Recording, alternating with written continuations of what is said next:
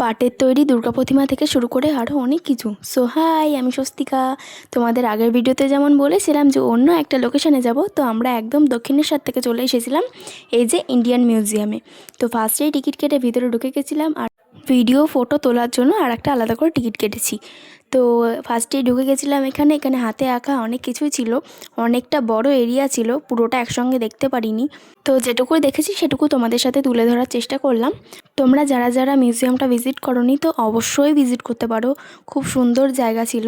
তো এখানে অনেক কিছু ছিল আগেকার দিনের, বিভিন্ন পাথর থেকে শুরু করে অনেক কিছু, কিন্তু আমার সব থেকে বেস্ট যেটা লেগেছে সেটা হচ্ছে এই পাটের তৈরি দুর্গা প্রতিমা। আর এটা ছিল একটা চাষিরা চাষ করছে ওই টাইপের। তারপর আরও যে গোটা মশলা যেগুলো হয় ওরকম ছিল, সর্ষে টাইপের হয় ওইগুলো ছিল। এখানে আরও একটা প্রজেক্ট টাইপের ছিল, খুব সুন্দর ছিল এটাও। আর এখানে পেন্সিলের তৈরি কিছু একটা করেছে। তারপরে এখানে আছে বিভিন্ন রকমের পাথর। সো একটা ভিডিওতে পুরোটা দেখানো সম্ভব নয়, তাই নেক্সট ভিডিওতে আবারও আনছি। ভিডিওটা কেমন লাগলো অবশ্যই কমেন্ট করে জানিও। তো ততক্ষণের জন্য টাটা।